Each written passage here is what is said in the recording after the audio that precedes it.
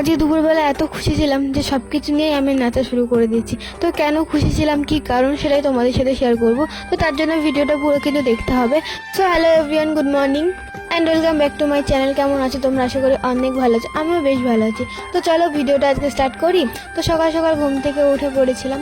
তো তারপর মামার সাথে একটু খেলা করছিলাম। তো খেলা টেলা করার পরে আমি ফ্রেশ হচ্ছিলাম। তো ফ্রেশ হওয়ার পরে আমি ক্লিপ কোথায় রেখেছি সেটা আর খুঁজে পাচ্ছিলাম না। মানে আমি পাগল, তাই আমি ক্লিপ খুঁজে পাচ্ছিলাম না। এখানে রেখে ক্লিপ আমি ওইখানে খুঁজি, এটাই হচ্ছে আমার কাজ। তারপর যাই হোক, ক্লিপটা অনেক কষ্ট করে পেয়েছি আমি, মানে সামনেই ছিল আর আমি সারা দুনিয়া খুঁজে বেড়াচ্ছিলাম। তো তারপর ঘরের মধ্যে বসেছিলাম, মামুন দেখে আমার জন্য বিস্কুট নিয়ে এসেছে। তো আমি আবার সেটাই খাচ্ছিলাম। তো তারপর বিস্কুট খাওয়া কমপ্লিট করে আমি মামুনকে ভাত খাওয়াচ্ছিলাম। মানে এটা হচ্ছে একটা অন্যরকম যুদ্ধ আমার জীবনের সাথে। মানে এই যুদ্ধ পার করা মানে আমি আমার জীবনের সবচেয়ে বড় যুদ্ধ পার করে দিয়েছি। আর আজকে এত বকাইছে আমার। যাই হোক, যুদ্ধে জয় হয়ে আমি একটু মামার সাথে যাচ্ছিলাম বাগানে, কারণ খুব গরম আর মনটা তখন একটু খারাপ ছিল, তাই দোলনায় গিয়ে একটু দোলনা খাচ্ছিলাম। তো তারপর দোলনা খাওয়া কমপ্লিট করে বাড়ি এসে মা আমাকে দিয়ে দিয়েছিল চিপস, আর আমি সেটাই বসে বসে খাচ্ছিলাম গাইস। তো তারপর আবার ঝুটি ভাজা খাচ্ছিলাম, মানে মা আমার জন্য দোকান থেকে ঝুটি ভাজা নিয়েছে। আর সত্যি কথা বলতে আমি কেন খুশি, কি কারণ জানি না, আমার নাচের দরকার, আমি নাচছিলাম। আর পাশে চলছিল গান, আর তার জন্য নিজেকে শান্ত আর রাখতে পারিনি, তাই একটু নেচেই দিলাম।